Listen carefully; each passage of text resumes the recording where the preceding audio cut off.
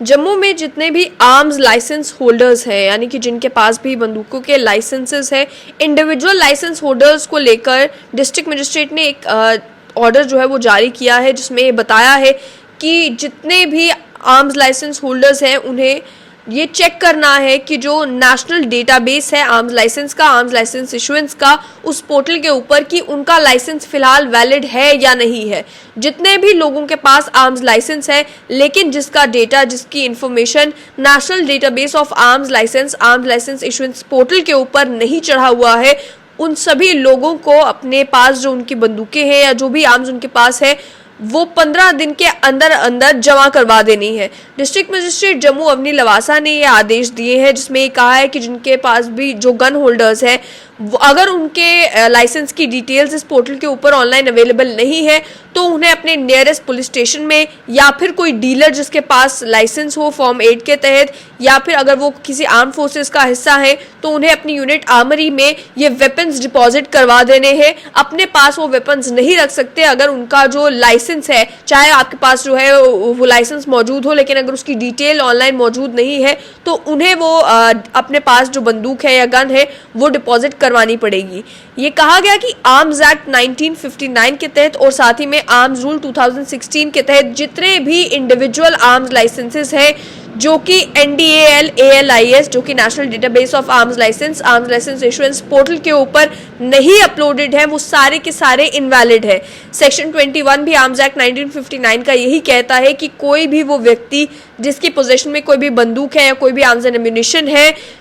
अगर उसके पास लाइसेंस नहीं है तो वो इलीगल है, और अगर उनका लाइसेंस एक्सपायर हो चुका है या लाइसेंस रिवोक हो चुका है या लाइसेंस सस्पेंड हो गया है या फिर किसी नोटिफिकेशन के तहत उनका लाइसेंस जो है अब लॉफुल नहीं है, चाहे वो पहले लॉफुल रहा भी हो, तो बगैर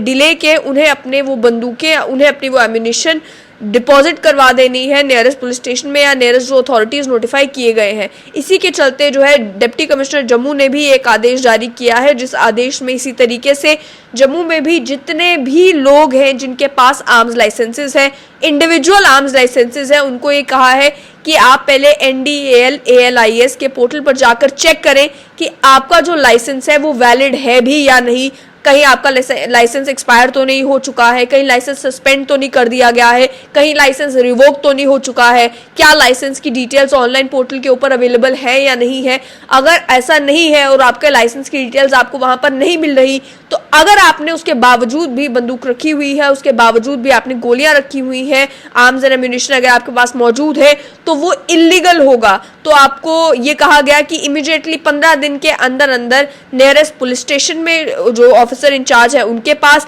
या कोई डीलर जो लाइसेंस डीलर है उसके पास, या अगर आप आर्म फोर्सेस का हिस्सा हैं तो यूनिट आर्मरी के पास अपनी वो बंदूक भी, आर्म्स एंड एम्यूनिशन जितनी भी है वो डिपॉजिट करवा देनी है। ये एक कोशिश ऐसा माना जा सकता है की जा रही है कि आर्म्स लाइसेंसेस को लेकर आप जानते हैं कि एक रैकेट भी था जिसे लेकर जो है इन्वेस्टिगेशन चल ही रही है। किस तरीके से जम्मू कश्मीर में ये कहा गया कि हजारों की तादाद में आर्म्स लाइसेंस बांटे गए और उसका फायदा कई लोगों ने उठाया, रिश्वत लेकर जो है वो आर्म्स लाइसेंस बांटे गए। इसको लेकर ऑलरेडी एक प्रोब भी जो है वो चल रहा है, उसमें तो इन्वेस्टिगेशन चल ही रही है, लेकिन वही इंडिविजुअल्स के पास ये चेक करना, क्योंकि ये डिस्ट्रिक्ट मजिस्ट्रेट की जुरिसडिक्शन में आता है ये चेक करने के लिए कि कितने लोग ऐसे हैं जिन्होंने बंदूकें रखी हुई हैं, क्या उनके पास प्रॉपर लाइसेंस है या नहीं है, ये इंश्योर करने के लिए ये ऑर्डर निकाला गया है। ये ऑर्डर कोई नया नहीं है, लेकिन इसकी इम्प्लीमेंटेशन जो है वो देखना होगा किस हद तक होती है या नहीं, क्योंकि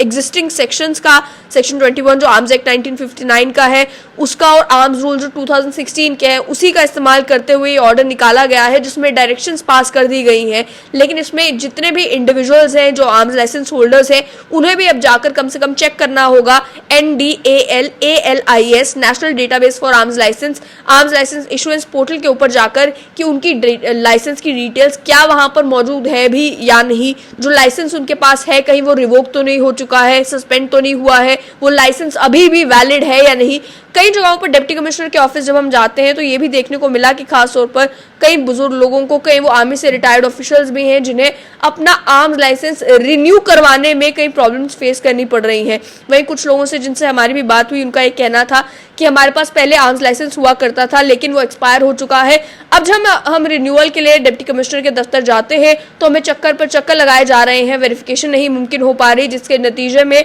हमारा आर्म्स लाइसेंस सारी फॉर्मेलिटीज हो जाने के बावजूद भी रिन्यू नहीं हो पा रहा है।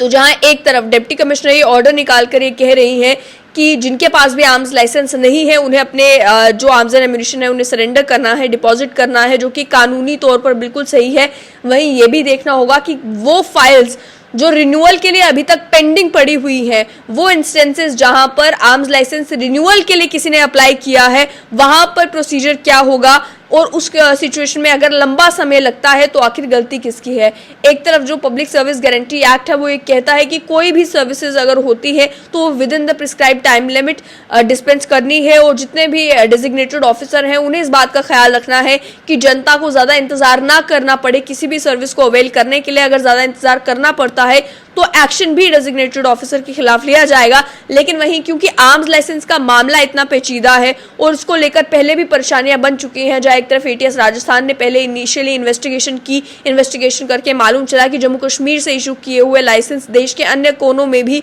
पाए जा रहे थे। उसके बाद एक बड़ा खुलासा इसमें हुआ जिसमें आगे भी फिर सीबीआई प्रोब इसमें ऑर्डर कर दिया गया, इन्वेस्टिगेशन आगे चल रही है। कई सारे जो ऑफिशियल्स हैं जम्मू कश्मीर के उनके घरों पर छापेमारी भी हुई, कई लोगों के इन्वॉल्वमेंट की भी बात की गई, और इसको लेकर जो है क्लैरिफिकेशंस भी अलग अलग तरीके से आई। लेकिन देखना ये होगा कि जहां पर अब नए लाइसेंसेस की बात आती है इशुएंस की, या फिर रिन्यूअल ऑफ लाइसेंसेस की बात आती है, डिप्टी कमिश्नर क्या इसी वजह से थोड़े हिचकिचा रहे हैं, यही सोचते हुए कि पहले भी इन आर्म्स लाइसेंसेस को लेकर जो है वो मसला बना हुआ है, अब हम अपने टेन्योर में आर्म्स लाइसेंस जारी करें या ना करें। लेकिन वहीं जो जेन्युइन केसेस होते हैं जहां पे सच में किसी को जरूरत है आर्म्स लाइसेंस की, या किसी को रिन्यूअल के लिए अगर आना पड़ता है तो उन्हें जो परेशानियों का सामना करना पड़ता है उसको लेकर भी सरकार को सोचना चाहिए, और डिप्टी कमिश्नर्स को उसका भी ख्याल रखना होगा कि जहां पर रिन्यूअल की फाइल्स पेंडिंग है उन मामलों में क्या किया जाएगा, क्या उन फाइल्स को डिस्पेंस ऑफ किया जाएगा, या उन मामलों में भी जो लोग हैं उन्हें भी अपने आर्म्स एंड एम्यूनिशन जो है वो फिलहाल सरेंडर करने होंगे।